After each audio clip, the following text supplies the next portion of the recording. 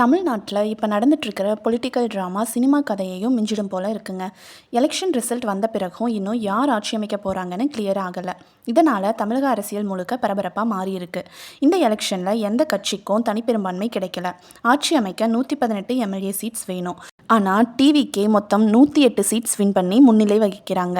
இதனால் முதல்ல விஜய் அவர்களுக்கே ஆட்சி அமைக்க வாய்ப்பு அதிகம்னு சொல்லப்பட்டது. ஆனால் இப்போது பொலிட்டிக்கல் கேம் முழுக்க மாற ஆரம்பிச்சிருக்குங்க. ஆட்சி அமைக்க விஜய் அவர்களுக்கு 10 எம்எல்ஏ சீட்ஸ் கம்மியாக இருக்குது.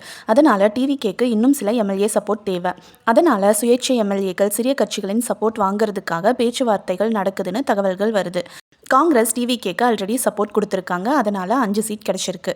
இப்போது இந்திய கம்யூனிஸ்ட், மார்க்சிஸ்ட் கம்யூனிஸ்ட், விடுதலை சிறுத்தைகள் கட்சி ஆகிய கட்சிகள் எல்லாமே டிவிகேக்கு ஆதரவு கொடுக்கறத பற்றி ஆலோசனை நடத்திட்டு இருக்காங்க. இன்னொரு பக்கம் டிஎம்கேவும் அமைதியாக இல்லை. எப்படி இருந்தாலும் டிவிக்கே ஆட்சி அமைக்கக்கூடாதுங்கிற ஸ்ட்ராட்டஜியில் கூட்டணி கணக்கு போடுறாங்கன்னு பொலிட்டிக்கல் சர்க்கிளில் பேசப்படுது. அதே மாதிரி ஏடிஎம்கேயும் தங்களோட எம்எல்ஏ சேஃபாக இருக்கணுங்கிறதுக்காக ரெசார்ட் பாலிடிக்ஸ் ஆரம்பிச்சிருக்கிறாங்கன்னு ரிப்போர்ட்ஸ் வந்திருக்கு. அதாவது அதிமுக எம்எல்ஏக்களை எல்லாரும் பாண்டிச்சேரியில் 5 ஸ்டார் ரெசார்ட்டில் தங்க வைக்கப்பட்டிருக்காங்க. அப்புறம் இப்போ சோஷியல் மீடியா மற்றும் அரசியல் வட்டாரத்தில் இன்னொரு பெரிய ஷாக்கிங் நியூஸ் வைரல் ஆகிட்டுருக்கு. அது என்னன்னு பார்த்தீங்கன்னா, டிஎம்கே மற்றும் ஏடிஎம்கே 2 பெரிய கட்சியும் ஒன்றா சேர்ந்து டிவிகேவை தடுக்க முயற்சி பண்ணலாம்னு சொல்கிறாங்க. தமிழ்நாட்டு அரசியலில் பல வருஷங்களாக எதிரிகளாக இருந்த இந்த 2 கட்சிகளும் இப்போ ஒரே நோக்கத்துக்காக சேரப்போகிறாங்க அப்படிங்கிற கேள்வி வருது. இதுக்கு காரணம் என்னன்னா, டிவிகே ஆட்சிக்கு வந்தால் தமிழக அரசியலில் ஒரு புது எரா ஆரம்பமாகிடும்னு பல மூத்த தலைவர்கள் பயப்படுறாங்கன்னு பேச ஆரம்பிச்சிருக்காங்க.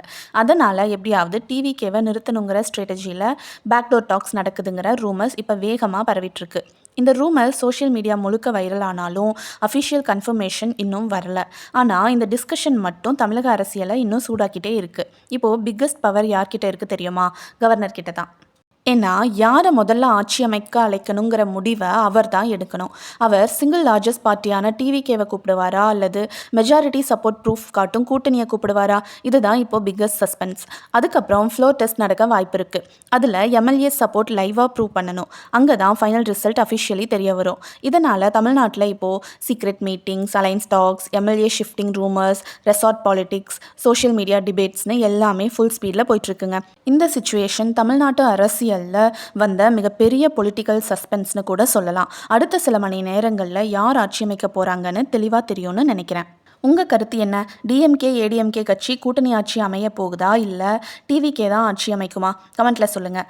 அப்புறம் இன்னும் நிறைய இன்ட்ரெஸ்டிங் ஃபேக்ட்ஸ்க்கு நம்ம சேனலை சப்ஸ்கிரைப் பண்ணிக்கோங்க.